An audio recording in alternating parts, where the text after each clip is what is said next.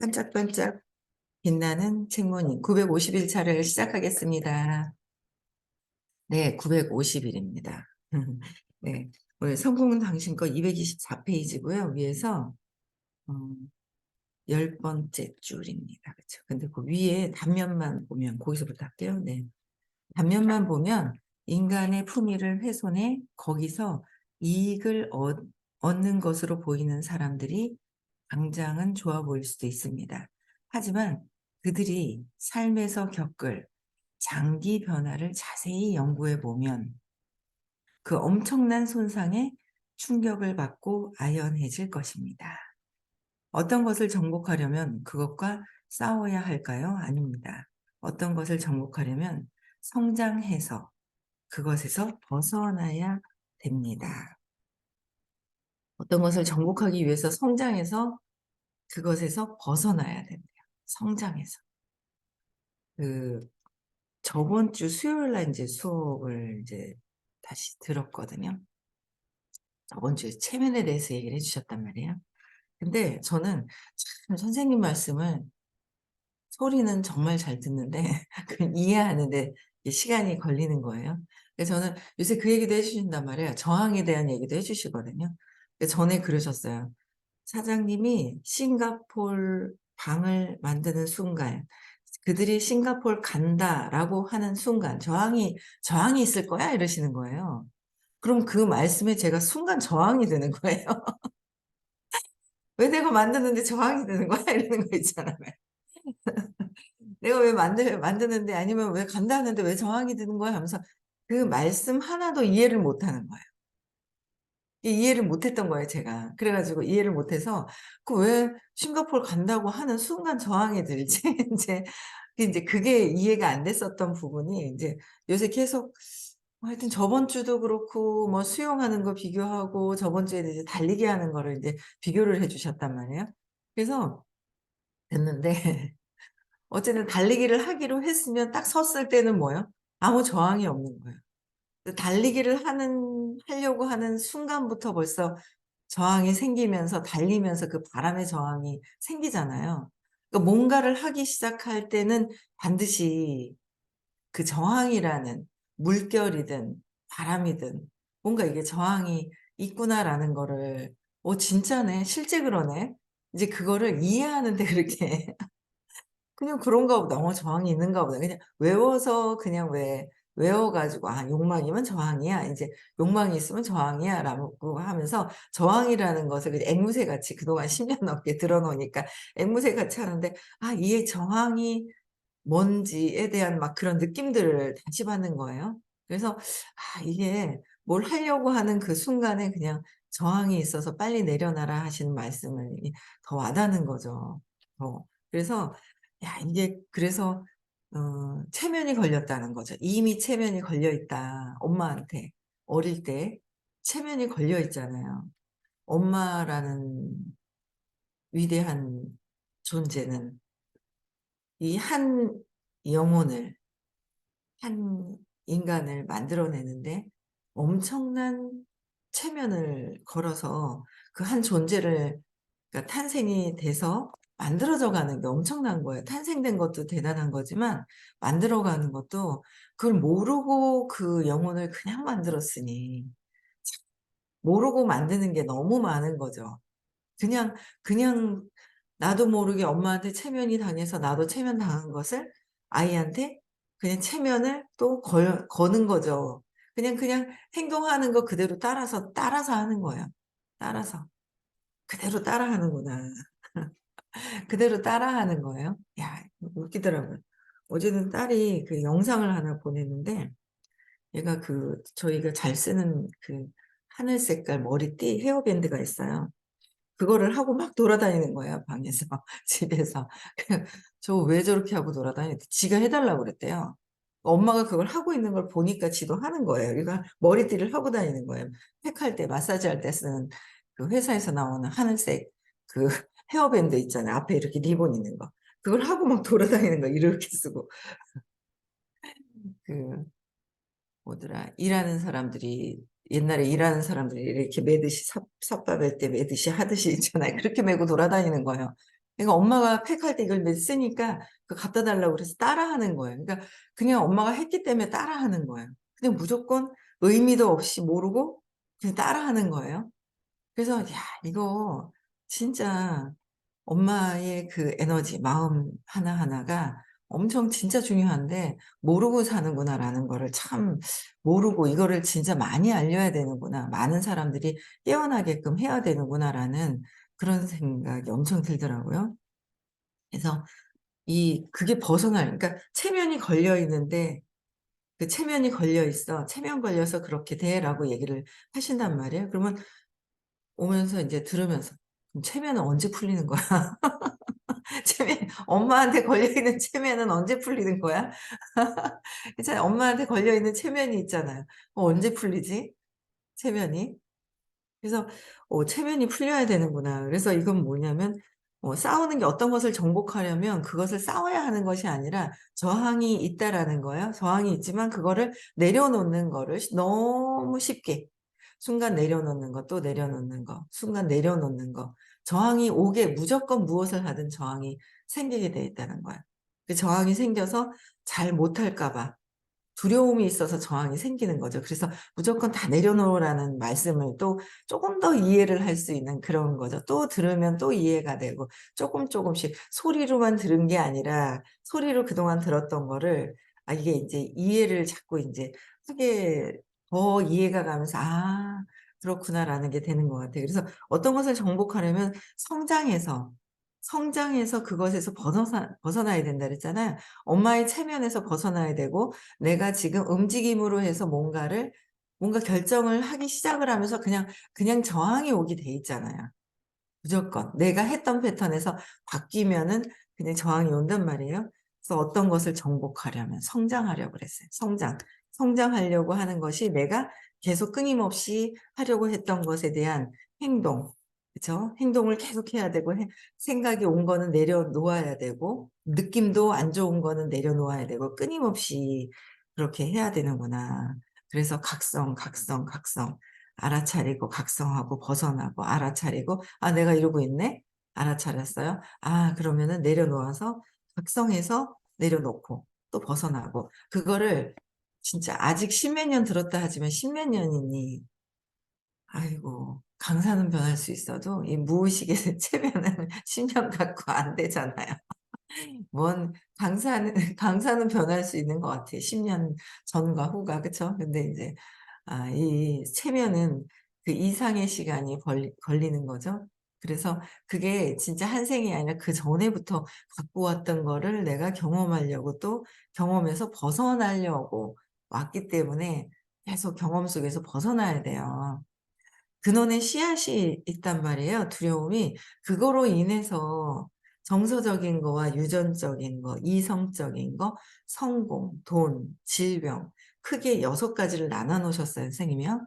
그 모든 것들이 이미 어릴 때 체면되어진 대로 보이는 거예요. 체면되어진 대로 보이는 거예요. 저 사람이 그런 게 아니라 저 사람이 나한테 보려고 손해 보게 하는 것이 아니라 각각의 신념대로 행동하는 거예요. 내가 화가 나. 화가 왜 날까? 그쵸. 화가 내가 저 사람 때문에 화가 난다는 게 아니라 화가 왜 날까를 이렇게 차고 들어가서 밑으로 나를 내 내면에서의 과거의 무의식에서 찾아야 그게 벗어나는 거지 그 화가 나는 거로 계속하다가는 마음이 상해버린 처음에는 저도 그랬어요. 선생님 마음이 상하면 떠날 수도 있다고 그러시는 거예요. 제가 인제 분노가 막 있으니까. "지 이상하다." 하면서 막 이러면. "마음이 상하면은 떠날 수도 있다." 그러시는데 떠나든지 말든지 제가 그랬거든요 옛날에. 근데 어제 누구랑 통화하는데 똑같이 그러는 거예요 이제. "떠나든지 말든지. 제가 힘들거든요." 하면서 이러는 거예요. 그래 내가 '야 이거 뭐지? 내가 했던 얘기 또 하네 저 사람이 왜 언제 체면당한 거야?' 언제 체면당했는지 그러는 거예요. 그래서 모든 것이 일어난 것이 만난 것이 만난 사람들 일어난 거 모두 다 뭐예요? 내 내면에서 이미 일어나 있는 질병, 돈, 성공, 이성적인 거, 유전적인 거, 정서적인 게 이미 체면이 당해져 있는 거에 의해서 드러나는 거예요. 내가 가난하다고 우리 엄마가 가난했어. 돈 때문에 힘들어했어. 그럼 그게 체면당했어. 내가 돈 때문에 힘들어서 돈은 들어와도 내버려야 돼. 보내야 돼. 내가 돈이 가난해야 되기 때문에 뭔가 옆에서 가난하게끔 해서 내가 왜 가난해서 내가 힘들었던 걸 또 경험하기 위해서 이 A라는 사람을 데려다 놔야 돼. 내가 그걸 경험하잖아. 결국 옆에 있는 주변의 모든 상황은 내가 경험 속에서 무의식에 전에 경험했던 걸 또 찾기 위해서 하는 거라서 내면으로 들어와야지 밖으로 가서는 해결이 안 된다는 거예요. 그러면 그 A가 없어지면 또 B가 와요. B가 또 경험하죠. 또 없어지죠. C가 또 와요. 버려도 버려도 또 온다는 거죠. 계속 온다. 내 거를 해결해야 된다라는 거예요. 그래서 정복하려면 성장해서 계속 내면을 보면서 벗어나야 된다라는 거예요. 그쵸? 그래서 자신의 삶에서 어떤 측면이 삶에 적대적이거나 미숙하거나 깊이가 없다는 점이 분명해진다면 그 측면에는 사실 자만심이 숨어 있습니다. 뭐요? 어떤 삶에서 적대적이거나 미숙하거나 깊이가 없다는 것. 근데 내가 깊이가 있는지 없는지 아나요? 모르죠. 내가 깊이가 없는지 모른다니까요. 왜? 내 믿음 안에서 내가 최고이기 때문에 내 생각이 최고로 맞는 줄 알아요. 그래서 뭔가 안 느끼려고 하는 게 있죠. 보통 성공한 사람들이 느끼는 것들, 성공하는 사람들이 많이 하는 게 자만심이 숨어 있죠. 다른 사람들 얘기를 안 들으려고 하고 음 안 들으려고 하죠. 감사해요. 저희 남편 때문에 듣게 만들어 줘서. 정말 잘해 주는 스타일이거든요 원래. 잘해 줬으면 끝까지 잘해 줬으면 이 들었겠어요? 자만심에 푹 빠져가 안 듣죠. 근데 지금 일어난 상황들 있잖아요. 그게 여러분들이 들리게 할 수 있는 최고의 어떤 기회라는 거. 예 기회인 거예요. 이게 들리는 거. 근데 인제 밖에 있는 자꾸 치장만 하고 그냥 안 듣고 다니면 안 들려요. 뭐 암만 옆에 있잖아요. 같이 옆에 있고 2-3 년을 붙어 있고 같이 있어도요 안 들려요. 엄마한테 하던 거 똑같이 해요 체면당해서. 제가 체면 건 거 아니에요. 본인이 어릴 때 체면당해서 제 옆에 와 가지고도 똑같이 체면당한 행위를 그대로 하고 있는 거죠.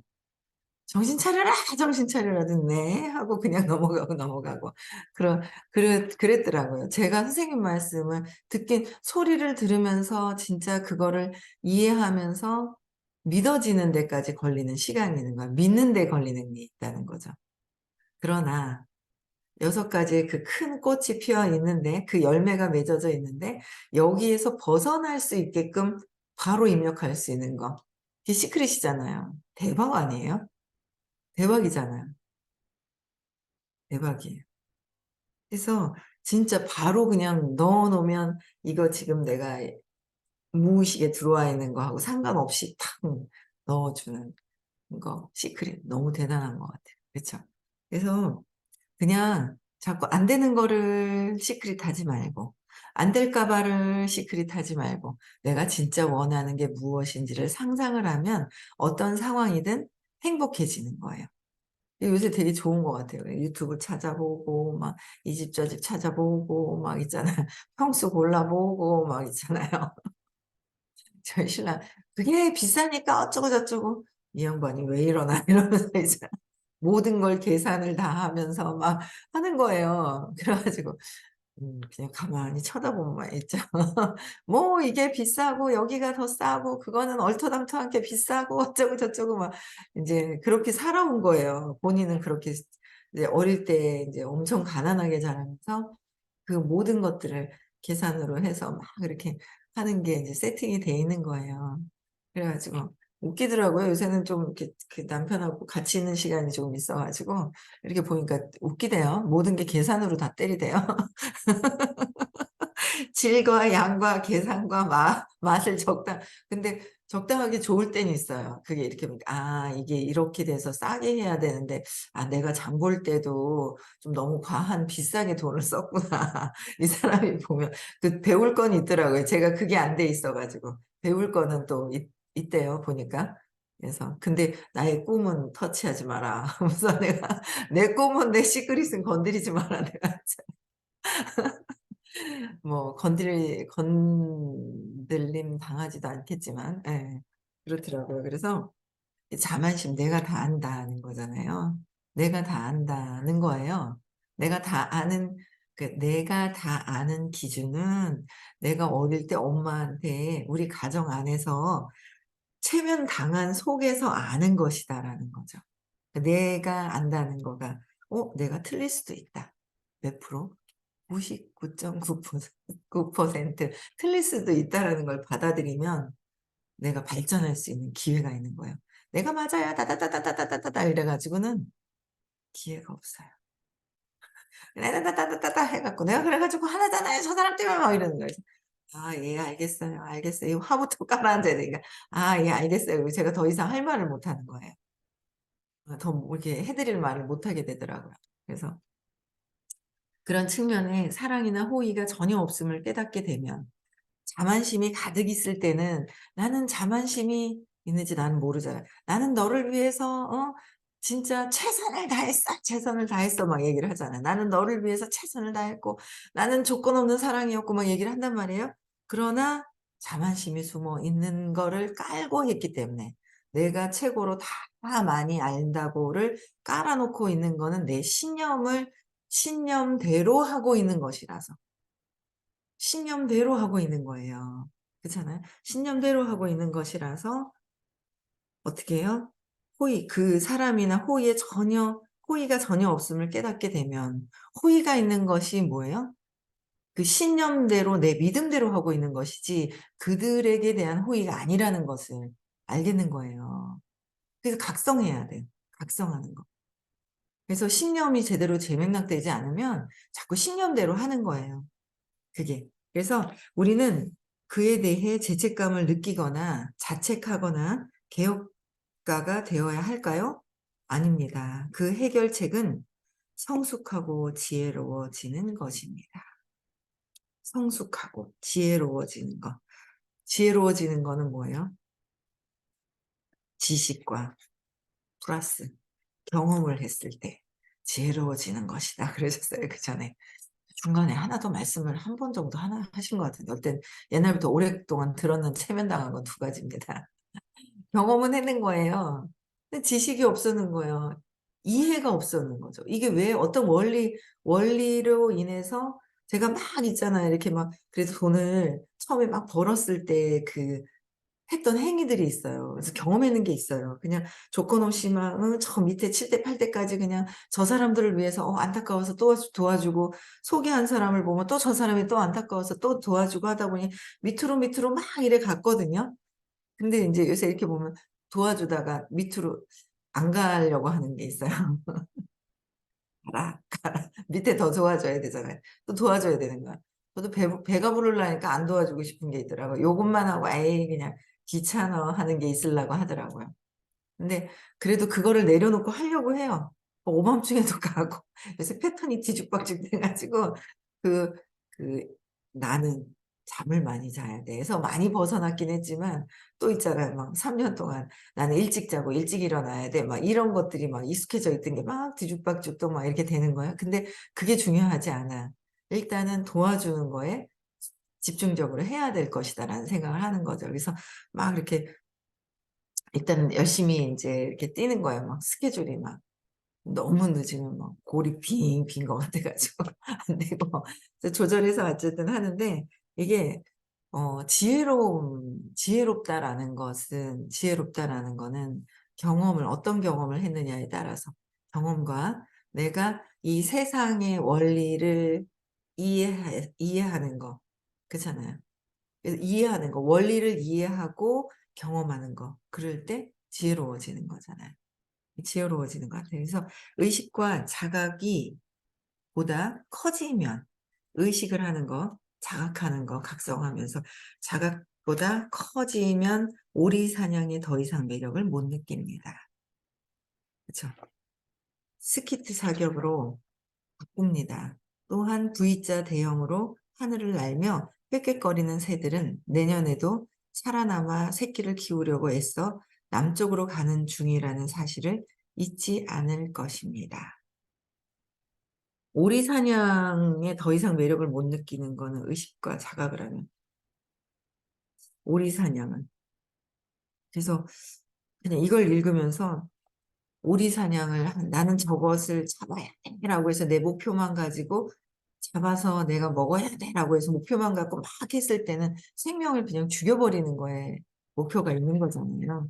근데 의식과 뭔가 자각을 딱 하고 나서는 '아 이게 생명을 없애는 거구나.'라는 게 확성이 된다면, 그죠? 잡아서 내가 뭔가 내가 잡아서 뭔가 이득을 얻으려고 하는 것이 아니라 생명을 없애면서 이득을 얻으려고 하는 것이 아니라 더 성장을 해 가면 선생님이요. 전에 채식을 하시다가 인제 안 하셔도 된다고 하시는데